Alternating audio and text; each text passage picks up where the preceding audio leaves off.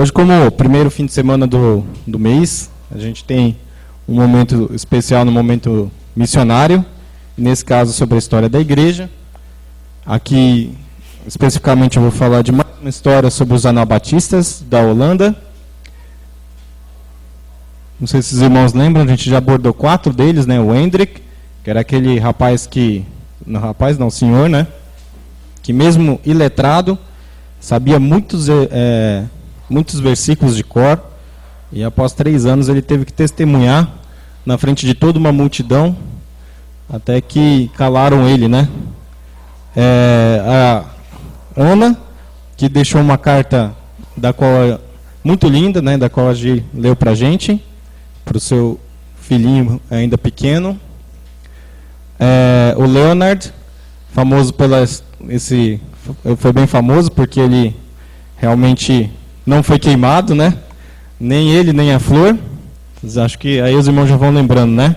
E o Peter, que ele aproveitava do seu trabalho de barqueiro, e aí cada um que ia passando ali, ele evangelizava, né? No barco. A história deles está escrita no livro The Martyr Mirror, que é Os Espelhos dos Mártires, e conta a história deles. São mais de 4.011 mártires nesse período, da qual nós temos algumas... Obrigado, Dori. Nós temos algumas imagens em bronze, e a história de quem também fez essas imagens e quem contou as histórias é interessantíssimo, mas obviamente eu não vou ter tempo de contar uma história de conversão. Hoje nós vamos falar do Dick Williams. Como eu havia prometido já há muito tempo, e aí depois acho que Deus me trouxe essa memória, né? Falei assim, faltou falar sobre ele. Que ele é um exemplo sobre compaixão, né, pelos inimigos, ou amor pelos inimigos, né? E ele é o símbolo dessa geração de crentes. Como os irmãos, como eu já comentei, é na Holanda, onde havia grande perseguição.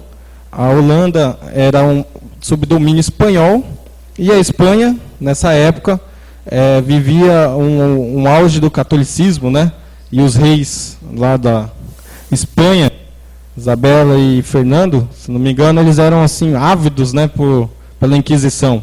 E aí dizimavam muitas e muitas pessoas, né? E o que aconteceu é que o Dick, ele era já um senhor, mas ele aceitou a Cristo como um jovem, foi batizado de novo, né? Ele rebatizado, por isso que ele era um anabatista. Anabatista significa rebatizado. E voltou para a cidade dele. E lá ele começou um trabalho de apoio com aqueles que estavam ali, oferecendo a própria casa dele para as pessoas que quisessem aceitar Jesus, né? E aí o que acontece? Num desses momentos que ele estava na cidade, ofereceram um prêmio pela captura dele, né? E um rapaz, digamos assim, especializado como caça-ladrões, é assim que o texto descreve, né? Foi atrás dele, viu ele. Quando o Dick viu o caça-ladrão chegando, ele correu. E aí ele resolveu cruzar um rio congelado, né? Que é isso aqui. No momento que ele cruzou o rio, ele deu uma derrapada lá e conseguiu fugir. Só que o caça-bandidos, o caça-ladrões, ele acabou trincando o gelo e caiu, né? E mergulhou. Aí eu fico pensando, se ele fosse de uma igreja assim, dessas pseudo-igrejas, ele ia chegar no culto de quarta-feira, né? Ia falar assim, irmãos, vitória, ó, Deus deu a vitória, tá lá, o perseguidor tá lá no bloco de gelo, lá no rio, né? Mas ele não era assim. Ele viu que o caça-ladrões aí, ele além de estar se afogando, ele ia congelar também. Então, ele tomou a dura decisão de voltar e ajudar o caça-ladrões. E nesse momento, muito comovido, né, esse caça-ladrões aí resolveu liberar, mas o chefe dele, que estava lá atrás, falou que ele não podia fazer isso, né? Porque ele tinha um juramento, tudo, e ia dar muita implicação legal para ele. Mas o que eu acho interessante é que o Dick mesmo, eu acho que ele já estava preparado. Porque os anabatistas, eles tinham muito disso já. Eles sabem uma coisa assim que acho que até vem de Paulo também, né? De assim, tá preparado, já fala, nossa, Deus vai me levar agora, tá bom, né? Cumprir, né? Então ele podia ter fugido, mas ele ficou ali. E ele era muito tranquilo nessa parte. E, de fato, né, ele foi acusado, né, com juízes ali tudo, e e foi condenado a ser queimado. O problema é que aí ele passa pela segunda provação dele. Ele foi queimado um pouco mais longe da cidade, e o fogo, que estava muito vento, o fogo queimava só as pernas dele, e não conseguia consumir ele. Então ele ficou sofrendo ali um tempão. E ele ficava falando assim: ó Deus, Senhor meu, o vento levava para a cidade, né? E dizem que ele repetiu 70 vezes isso, diz o texto, né? Até que um juiz, ele ficou com dó, e ele falou assim que se sentiu arrependido até pela sentença, né, que ele fez, e pediu para alguém ir lá e executar o Dick, né? E aqui eu trouxe, agora dá um pouco de zoom menor, para os irmãos verem que era uma coisa oficial mesmo, de perseguição do Estado, né? E é uma tradução livre aí que eu fiz. Poderia ser um auto de acusação, agora a Débora me falou, né? Então, o prisioneiro Dick Williams, nascido em Asperen, confessa, sem tortura ou ferros, que por volta dos 18 anos foi rebatizado em Roterdã. Por que sem tortura e ferros? Porque nessa época eles torturavam os judeus também. E os judeus vagas não eram, né? Claro, para não morrer. Então isso já eu acho legal, porque no alto você vê o testemunho do Dick.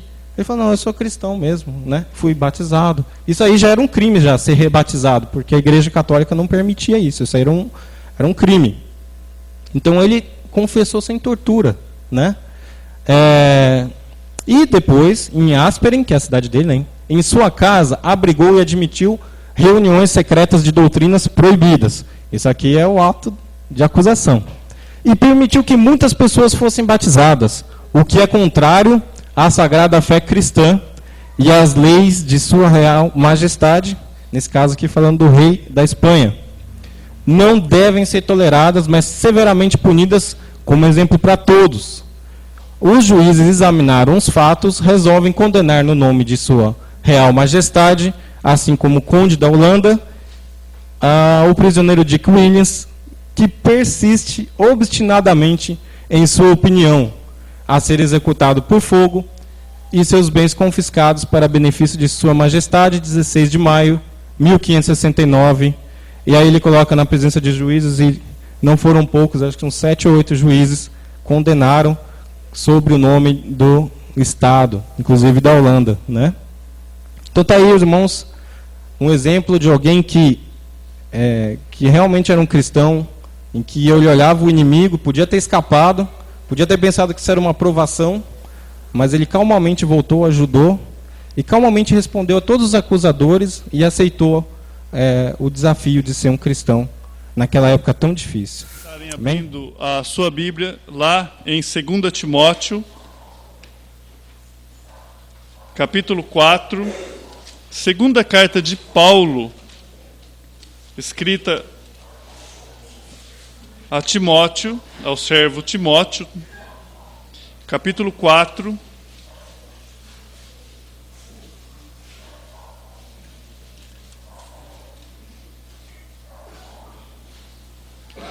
um texto bem conhecido dos irmãos, e eu quero estar trazendo uma meditação essa noite sobre esse texto, o verso 6 ao 8. 2 Timóteo, capítulo 4, o verso 6 ao 8. A palavra de Deus diz assim: quanto a mim, estou sendo já oferecido por libação, e o tempo da minha partida é chegado. Combati o bom combate, completei a carreira, guardei a fé. Já agora a coroa da justiça me está guardada, a qual o Senhor, reto juiz, me dará naquele dia, e não somente a mim, mas também a todos quantos amam a sua vinda. Vamos orar? Pai bendito, obrigado por essa noite. Nós te louvamos com as nossas músicas. Ó Pai, nós estamos aqui como igreja, exposto à sua santa palavra. Ó Deus, nós sabemos, ó Pai, ou nós deveríamos saber, deveríamos praticar isso, que ela é quem nos conduz, é a sua santa palavra quem nos direciona. Ó Pai, nenhum de nós foi que escreveu o que nós temos aqui, mas foram os seus servos, inspirados pelo seu Santo Espírito. Ó Pai, essa noite, ó Deus, milhares de anos depois, nós estamos aqui. Ó Deus, nós suplicamos a Ti que o seu Santo Espírito, aquele que inspirou aqueles homens, possa, Senhor, dar luz à sua palavra essa noite. Fala conosco, é o que nós te imploramos, em nome do seu Filho Jesus. Amém e amém. Paulo, ele está chegando ao fim aqui. E essa noite eu quero falar sobre perseverança. O quanto nós devemos perseverar? Será que nós perseveramos até o fim?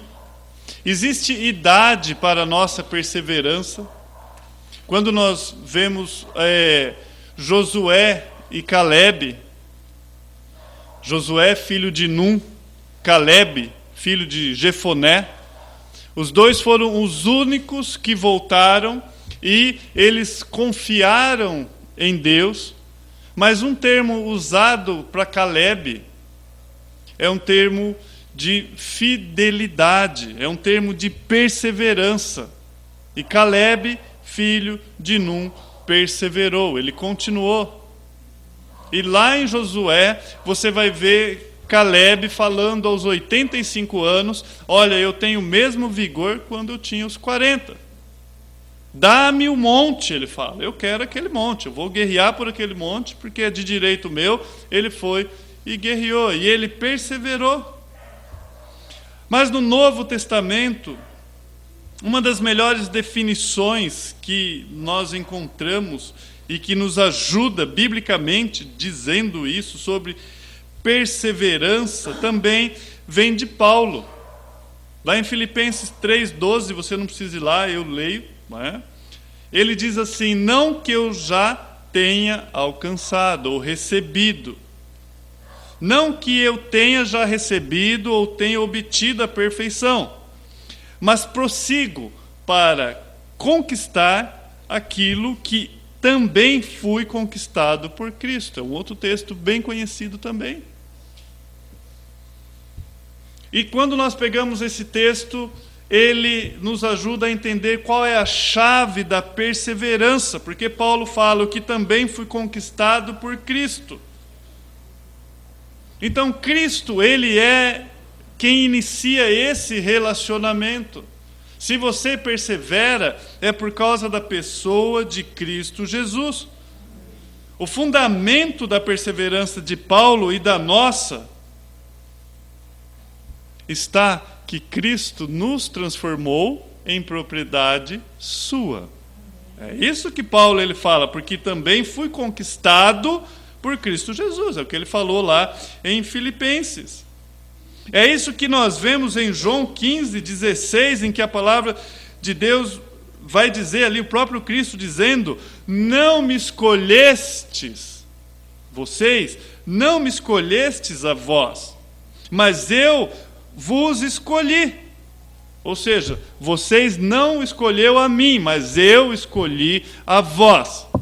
E designei para que vades e dê fruto, o fruto permaneça. Aí ele fala: para que a fim de tudo quanto pedires em meu nome, vou-los darei. Mas é Jesus quem iniciou esse relacionamento. Foi Ele.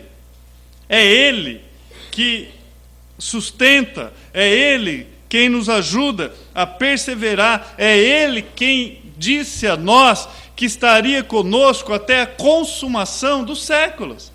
É Ele quem garantiu que estaria conosco e está conosco.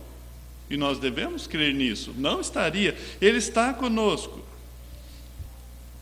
E esse contexto de Filipenses, Paulo ele começa dizendo: não que eu já tenha alcançado. Ele está dizendo: ainda não chegamos lá.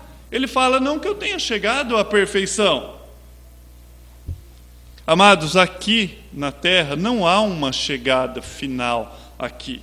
Não há. Quer no aspecto de qualidade, não, eu vou maturar até ficar perfeito aqui.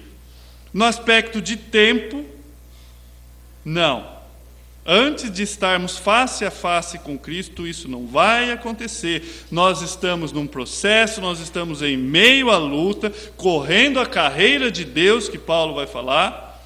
E nós estudando Filipenses, quando nós chegamos lá no capítulo 1, verso 6, é onde Paulo ele vai dizer que aquele que começou a boa obra em nós é fiel para terminar aqui na terra.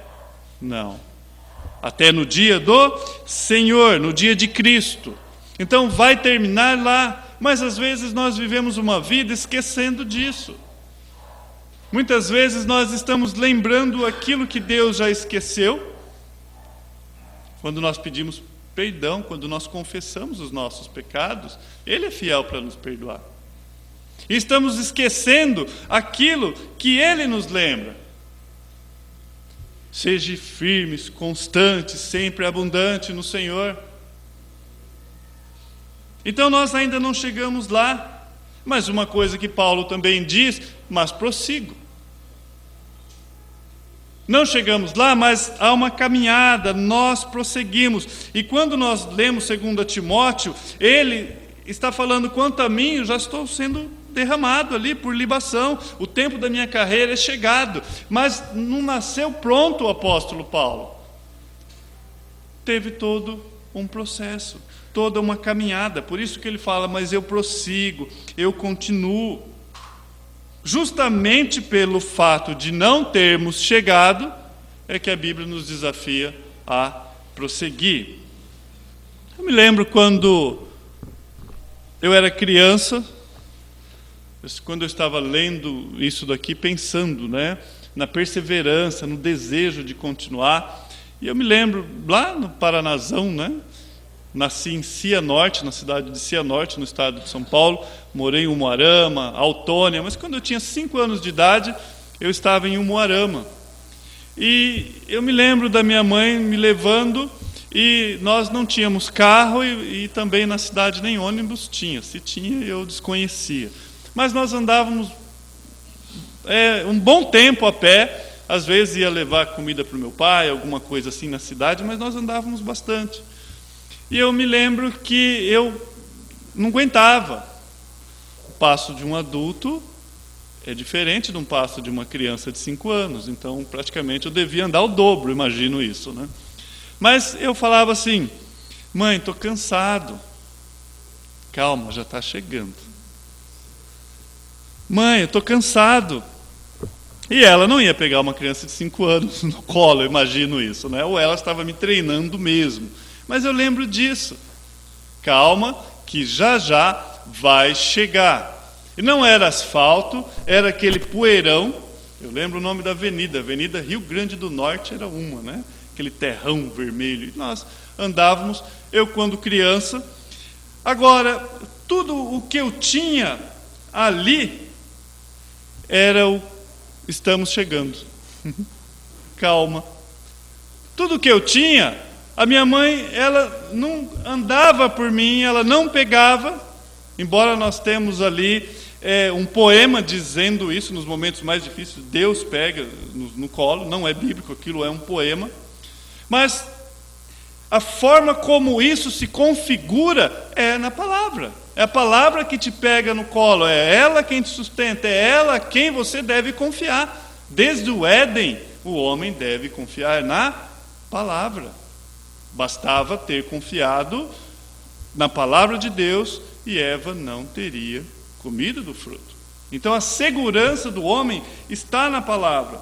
Tudo o que eu tinha que fazer era confiar nas palavras, está chegando, logo estaremos lá, daqui a pouco.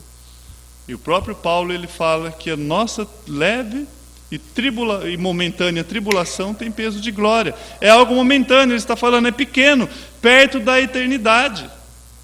Se você pudesse fazer um risco na parede no início, e esse risco não ter fim, e você fizesse um pontinho nesse risco, é você. É a sua história, tão pequena. Então, o que é essa perseverança? Quanto tempo eu devo perseverar? Por que às vezes eu tenho vontade de desistir? Quantas vezes nós temos vontade de desistir? E é tão interessante que uma das primeiras coisas, e não deveria acontecer isso, quando desiste, a pessoa ela desiste de buscar a Deus, né? Por que acontece isso? Não vou na igreja hoje, não estou bem. Não é assim? Por que acontece isso? Sendo que deveria ser ao contrário. Sendo que nós deveríamos falar, não, eu tenho que ir na igreja hoje porque eu não estou bem. Não é? Não seria isso? E aí você vai lá e volta revigorado. Então Paulo ele fala, nessa carta a Timóteo, ele fala, quanto a mim já estou sendo oferecido por libação. O tempo da minha partida é chegado. Mas ele pode olhar para a sua vida e dizer, combati o bom combate, completei a carreira, guardei a fé. E se você pudesse, ou fizesse uma avaliação da sua vida hoje, eu dissesse, olhando para a minha própria vida, e eu dissesse para você essa noite, você combateu com bom combate? Você pode fazer uma avaliação da sua vida? Já agora a coroa da justiça me está guardada, a qual o Senhor reto juiz me dará naquele dia. E é interessante que ele está falando de mim aqui, porque ele vai dizer, e não somente a mim, mas também a todos quantos amam a sua vinda. Quando nós temos um alvo, fica mais fácil. Você tem um alvo. Paulo ele não almejava as coisas dessa vida. Qual que era o alvo dele? Ele não almejava. Quando eu era criança, eu tinha que apenas confiar que a minha mãe sabia onde que ela estava indo. Nós não conhecemos o céu literalmente, mas nós almejamos o céu e nós confiamos na palavra do nosso Deus, que logo nós estaremos lá, vai chegar. E Paulo, ele busca esse Deus. Ele busca, porque ele fala, me dará naquele dia, dizia ele. Então ele olha continuamente para o futuro. Ele olha no tempo em que ele estará com Deus. Sabe por que muitas pessoas se frustram? Porque elas perseveram em conquistar coisas desse mundo. Almejam essa pátria e não a pátria superior. Então ela consegue uma coisa, consegue outra, e ela quer perseverar nisso. E é triste isso. A palavra de Deus vem e diz que adianta ganhar o mundo inteiro e perder a sua alma. Então você está perseverando em quê? Qual que é o seu desejo? Porque muitas vezes você está firmado aqui nessa terra, olhando para essa pátria, para as coisas desse mundo. E algumas pessoas elas se tornam extremamente frustradas, porque ela vai chegar, vai conquistar, mas daí ela vê que não está naquilo e ela precisa de outra coisa. Então qual é o seu alvo? São coisas desse mundo? É nisso que você fala em perseverar? Eu vou conseguir agora a minha casa, os meus inimigos aos meus pés, como o Ramon estava ensinando ali. Será que nós seríamos um que falaria, nossa, Deus me livrou, matou o meu inimigo? Se esperamos em Cristo, Paulo, em 1 Coríntios capítulo 15, o verso 18 e 19, ele fala, se esperamos em Cristo só nessa vida, o que acontece? Nós somos os mais miseráveis de todos os homens. Nesse contexto do capítulo 15, eles estão falando que não existe ressurreição, estão ali com... E Paulo fala, mas espera aí, se não há, se Cristo não ressuscitou, se Cristo foi só para essa vida, então nós somos os mais miseráveis de todos os homens. E tem pessoas que querem usar Cristo só para essa vida. Cristo, ele é o caminho para mim poder comprar minhas coisas, para mim sarar a minha doença, para restaurar o meu lar. Não que isso não seja verdade, irmãos, mas isso não é o Evangelho. Isso pode vir do resultado do Evangelho, mas não é o Evangelho. Cristo é o caminho para Deus. Por mais conforto que você tiver nessa vida, vai passar. Por mais dificuldade que você tiver nessa vida, vai passar. E a Bíblia ela vem e ela nos ensina a perseverar, porque normalmente a vida do justo é muito afligida, porque muitas são as aflições do justo. Então, Deus não nos chamou e nos colocou num paraíso aqui em terra. Não. Deus não nos chamou a termos uma aposentadoria. Eu não me vejo aposentado da obra. Imagina, não me veja, não tem aposentadoria aqui. Enquanto eu puder falar e puder pregar, se eu estiver lá bem velhinho, e Deus me der a oportunidade, sentadinho lá, eu quero levar a palavra de Deus, porque não tem. Ao povo de Deus existe um repouso sabático. É lá no céu. O momento aqui é de trabalho. E é por isso que Deus fala, persevera, persevera. E nós confundimos muitas vezes com uma vida pecaminosa em que nós nos envolvemos em nossas encrencas, por não observar as regras, como Paulo fala, por não olharmos aquilo que a Escritura diz. E aí depois você clama a esse Deus para você perseverar naquilo que muitas vezes é errado. E não é isso que a Bíblia está ensinando. Não é isso que Paulo está dizendo. Amados, persevera em buscar o Senhor seu Deus. Persevera em orar. Persevera em amar o próximo. Persevera em ter uma vida piedosa. Persevera em dizer não ao mundanismo. Persevera em dar a si mesmo. Que amor é esse, né? Quando nós, essa semana, falando de 1 Coríntios capítulo 13, na terça-feira de oração, e depois eu estava pensando, Paulo, ele fala desse amor tão grande que Deus nos deu, e olhando ali para Romanos capítulo 5, que a palavra de Deus fala que o amor de Deus já está derramado em nosso coração através do seu Santo Espírito. E aí você pensa, poxa vida, eu quero fazer algo para Deus, eu quero produzir algo. Paulo fala alto lá. Você pode fazer qualquer coisa, mas se você não tiver amor, de nada adianta. Você pode dar o seu corpo a ser queimado. Você pode falar uma língua diferente. Você pode ter toda a ciência, conhecimento. De que adianta você fazer o seu seminário? De que adianta o seu conhecimento teológico? De que adianta você ter um poder extra, falar uma língua que talvez... De que adianta você fazer algo tão piedoso ao ponto de queimar o seu corpo, se não tiver amor? Só que às vezes a gente está preocupado tanto em perseverar, em pagar a parcela do carro, que nós não lembramos em perseverar em amor. Olhamos as pessoas às nossas voltas que estão se afundando, que muitas vezes precisa apenas que nós sejamos Cristo na vida delas. O amor prático. Então, perseverar é crer em Cristo, olhando numa forma que transcende, olhando para o futuro, como Paulo, ele diz, me dará naquele dia, ele diz. Quando Paulo fala, se nós esperamos Cristo somente nessa vida, somos os mais miseráveis dos homens, é nesse contexto que ele vai dizer, então comamos e bebamos e morramos. Acabou. Se a vida só se resume nisso, comamos e bebamos e morramos. Mas não é isso. E há uma filosofia mundana hoje que prega exatamente isso. O que importa é ser feliz. Não é isso?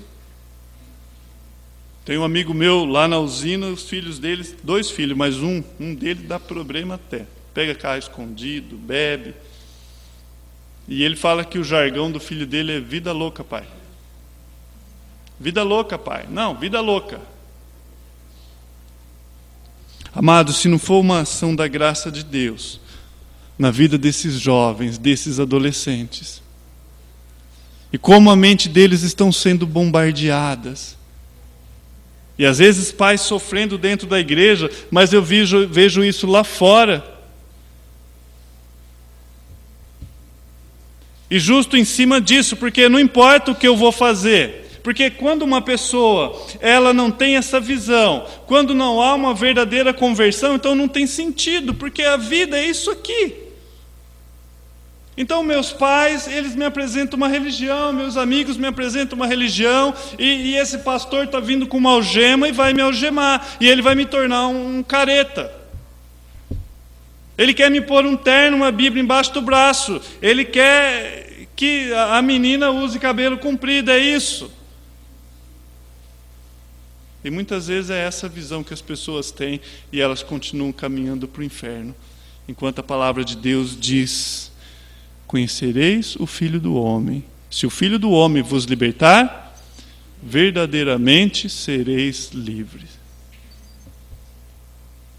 E o apóstolo vai dizer, Pedro vai dizer isso, que aqueles que promovem essa liberdade, eles são escravos, tal qual. E é isso que acontece hoje. E as pessoas, elas não entendem muitas vezes o que é perseverança, porque ela está firmada nessas coisas. Se esperamos em Cristo só nessa vida, somos os mais miseráveis de todos. E essas pessoas, elas não temem a Deus, então o que resta para elas é essa vida. Então não tem sentido. E na verdade, Cristo ele vem para nos libertar. Isso vale para nós hoje, porque Paulo fala, e não somente a mim, diz ele, mas também a todos que amarem a sua vinda. Amarem o quê? Vinda. Às vezes eu penso que algumas pessoas entendem esse texto como todos aqueles que amarem a sua vida, e não vinda. Não é amar a sua vida, é todos aqueles que amam a vinda de Jesus Cristo. O que quer dizer isso? Você já ficou com saudade de alguém? Uma pessoa que fica dias longe e você não vê a hora de falar, de ver. Será que você tem esse mesmo desejo com o seu Senhor? Você ama a vinda do Senhor Jesus Cristo? Porque se você não ama a sua vinda, talvez você não ame a sua inda, se é que existe isso, né? Talvez você não ame a sua ida. Porque se você morrer hoje, e se a sua conta foi paga, e nós sabemos que foi, lá na cruz, e se você crê nisso, você vai ver o seu Senhor. Talvez você não vai ver os céus abrindo, mas você vai estar com Ele. Então aqui você ama ver o seu Senhor, e você almeja ver o seu Senhor. E às vezes, como Paulo, você talvez até pesa na balança. Ele fala, para mim, estar com Cristo é infinitamente superior, mas por amor de vós, eu fico. O que Paulo estava falando? Se eu morrer agora, se eu pedir para Deus me levar, é incoerente com o amor de Cristo. Então, o amor de Cristo que está no meu coração, ou seja, por amor a vós, eu devo ficar até o momento que Ele me chamar. Então, o quanto você persevera? O que você faz com o seu tempo? O que você faz com a sua vida? Será que a sua vida é derramada como libação? Que ele estava falando aqui era exatamente como um copo d'água que você despejava aos pés de Cristo. Olha aqui, é isso aqui, é a minha vida. Será que nós perseveramos? Paulo diz a todos quanto amam a sua vinda. Isso serve a nós. Paulo estava confiante de que havia perseverado até o fim, de que havia terminado bem. E nós sabemos que isso, ele está escrevendo, ele estava lá nas prisões. Agora, infelizmente, se você for um pouquinho à frente aí, no verso 10, você vai ler assim: porque Demas, tendo amado o presente século, me abandonou e se foi para Tessalônica. Paulo teve de escrever sobre um dos seus colaboradores, Demas. Nessa passagem vemos dois homens que serviram junto, Paulo e Demas, mestre e discípulo. Um persistiu e completou a carreira, aguardando a coroa da justiça. Outro, o que fez? Desistiu. Lembra dos espinhos no coração? Lembra desse amor pelas coisas deste século? Não sabemos o que aconteceu com Demas. Nós não sabemos, a Bíblia não diz. Não sabemos se ele se arrependeu ou não, mas Paulo termina essa epístola afirmando: Demas, tendo amado o presente século, me abandonou. E o que será que aconteceu com Demas? Ele andava junto com Paulo, foi alguém que nós vemos que não perseverou, que parou pelo caminho. E quando você está lá na carta de Filemão, no verso 24, Paulo chama Demas de cooperador junto com o nome de Marcos e junto com o nome de Lucas. Eu sei aqui a história de Marcos, sei a história de Lucas. Mas e Demas? O que nós temos de Demas? Me abandonou. Por quê? Porque ele amou a Deus demais? Não, ele amou este presente século. É o que temos para hoje, Paulo estava falando. O que temos para hoje, ele amou esse século e ele me trocou. Agora, eu fico imaginando se naquela época já tinha coisas a serem amadas, eu imagino que sempre teve, eu imagino hoje a luta que deve ser, tá? O desafio, o quanto que nós somos enganados pela... muitas vezes as interações desse mundo. Tantas coisas nós temos para fazer, tantas coisas. Eu estava pensando ali quando a gente cantava um pendão real, né? Bem alto erguei o seu pendão. Eu pensei, logo vai levantar o celular, né? Porque a gente está terminando as Bíblias, né? Não vai ter mais pendão, vai ser o celular, não é? Não que eu sou contra a tecnologia, mas vocês percebem o presente século que está havendo tantas mudanças? E quantas coisas, uma leva a outra. E Demas, ele abandonou a Paulo, nós não ouvimos mais falar dele. Ele é aparentemente um jovem promissor, porque começou junto ali com Paulo. Um futuro esperançoso, contudo, pelo que sabemos, ele não prosseguiu até o final. Ele começou com Paulo, iniciou com Paulo, estava na equipe de Paulo. A intenção dele, com certeza, não foi de desertor. Ele não imaginava que ele ia desertar. Será que Demas, ele pensou, não, eu vou me unir a Paulo e saio quando a jornada se tornar árdua? Com certeza não. Mas o que nós sabemos que em algum momento na vida dele, o que ele fez? Se desviou do caminho. Alguém que não perseverou. Demas, ele não levantou pela manhã e se afastou de imediato. Amados, normalmente isso acontece aos poucos. Nós vamos deixando, pouco a pouco.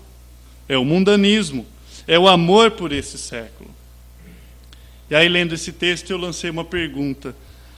Se eu pudesse perguntar para Paulo, eu posso perguntar e responder com a própria Bíblia. E aí eu pergunto, Paulo, por que você conseguiu e Demas não? Hein, Paulo? Por que você está dizendo aqui que terminou a carreira, você conseguiu perseverar e Demas não? E Paulo me respondeu com 1 Coríntios 15, 9 e 10. Ele fala assim, porque eu sou o menor dos apóstolos, que não sou digno de ser chamado apóstolo, porque persegui a igreja de Deus, por isso. Mas, pela graça de Deus, sou o que sou, e a sua graça para comigo não foi vã. Antes trabalhei muito mais que todos eles. Todavia, olha a resposta de Paulo, não eu, mas a graça de Deus que está comigo. Então, Paulo responde a minha pergunta. Não sou eu, é a graça de Deus. Eu me considero o menor dos apóstolos. Eu não sou digno de ser chamado apóstolo. Eu persegui a igreja, mas o que eu sou, o que eu fiz, é pela graça de Deus. Pela graça de Deus. Paulo, ele atribui toda a sua persistência, toda a sua fidelidade à graça de Deus.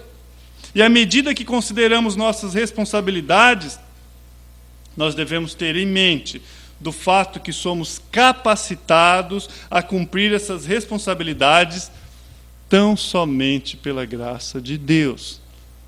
Você está pensando em desistir? Peça, suplique pela graça de Deus. Pai bendito, por graça, aquilo que o Senhor fez com o seu servo Paulo, por graça me ajude a perseverar.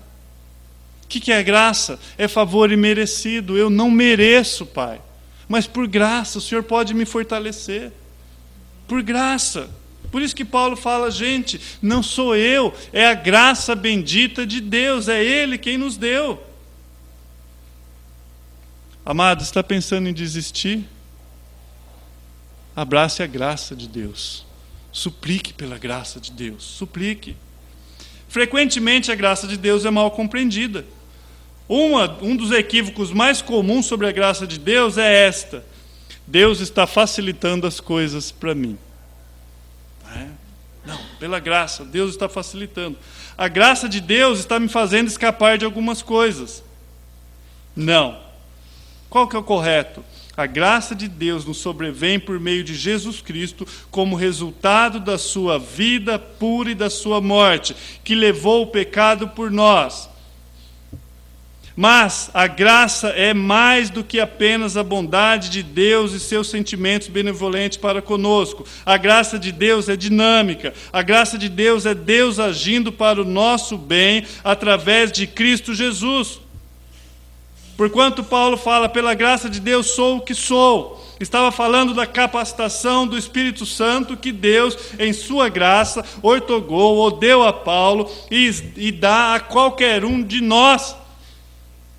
É o mesmo Espírito Santo. É Ele quem nos ajuda, é Ele. É viver o Evangelho hoje, pela graça. Então o que aconteceu pela graça? Cristo morreu na cruz. E pela graça, o Espírito Santo habita em mim. Nós devemos procurar ter em mente, então, à medida que consideramos nossa responsabilidade, aquilo que você tem que fazer, faça baseando-se na graça de Deus. Senhor, eu vou, mas eu vou na Tua força, na força que o Senhor me dá. Pela Sua graça, eu quero perseverar. Eu tenho um alvo, é o Seu nome glorificado, glorificado. No final das contas, quando tudo foi dito e realizado, nós devemos atribuir a nossa fidelidade a quem? A Deus. Fidelidade é o quê? Um fruto do Espírito. Fidelidade é um fruto do Espírito, é graça de Deus, nenhum mérito ao homem, todo mérito a Deus. Por isso que Paulo fala, todavia não eu, mas a graça de Deus que está comigo. Nós perseveramos? Sim, mas na total dependência de Deus, nunca na minha força, mas na força que Ele me concede dia após dia. Nós podemos errar, podemos tomar caminhos errados? Sim. Só que nós tomamos caminhos errados, e você só vai saber que tomou o caminho errado quando você tem um alvo. Porque para quem não tem um alvo, qualquer vento está bom. E a definição exata de pecado qual que é? Errar o alvo. E se seu alvo é glorificar a Deus, com certeza você vai aceitar o alvo. O alvo de todo crente é a pátria celestial. E enquanto estivermos aqui, a glória de Deus. Então qual que é o seu alvo? Em quem eu tenho que perseverar? Em crescer, em prosseguir. Mas às vezes acontece de tomarmos um caminho errado. Eu coloquei aqui um trecho de um livro. Eu estou lendo o que dá para ler, porque é em inglês, né? Mandei para o Ramon. Só tem, acho que em português não tem praticamente nada dela, que é da Ellen Roosevelt, não é? Ela foi uma missionária e ela relata no seu livro uma experiência que aconteceu com ela. Ela diz assim: lembro-me certa ocasião quando eu estava em Nebobongo, no pequeno hospital que trabalhava no centro das terras florestais no nordeste do Congo. Aí ela conta: um dia um menino chegou ao hospital, creio que tinha uns 11 anos de idade, para dizer que seu pai era um evangelista e estava muito doente em uma vila na floresta. Essa missionária, ela é médica, né? Ela foi para a África, e ela nunca se casou e trabalhou lá como médica. Então chegou esse menino. Eu era nova na África, eu não sabia o caminho. Perguntei-lhe: você pode me levar ao seu pai? Eu sabia que a ambulância tinha pouca gasolina. Ele me disse, sim. Aí ela falou, qual é a distância? E ele falou, 2 noites. Em outras palavras, ele gastara 3 dias andando para chegar até a mim, dormindo 2 vezes no percurso. Calculei, então, que aquilo significaria, em média, 140 quilômetros. E pensei imediatamente, bem, tenho gasolina suficiente para chegar lá. Então, para ir, ela tinha.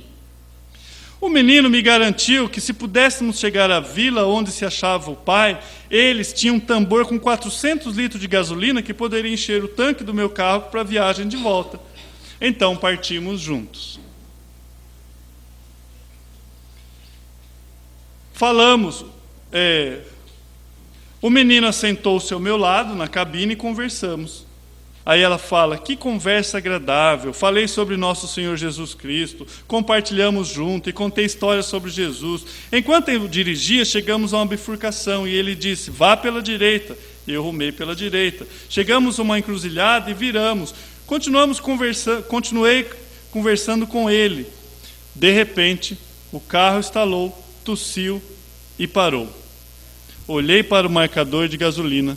Estávamos sem gasolina. O menino olhou ao redor. Doutora, disse ele, não sei onde estamos, nunca estive aqui. Tivemos que deixar o veículo à beira da estrada e andar de volta pelo caminho que viemos.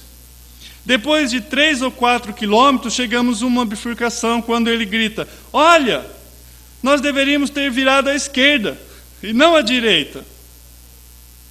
Caminhamos mais 3 quilômetros. Era quase 7 quilômetros de distância do lugar onde tinham deixado-nos o carro até a vila do menino. Chegamos tão perto, mas na última etapa tomamos o caminho errado. Quantas vezes nós chegamos tão perto, na última etapa. Isso pode acontecer em nossa vida cristã. É essencial continuarmos avançando até o fim.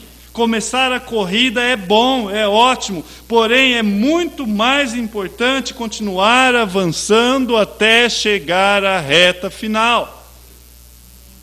Na confiança em que Cristo está conosco. É Ele quem nos desafia. É a voz dEle quem está dizendo, vamos, continua. E Jesus é o nosso maior exemplo de perseverança.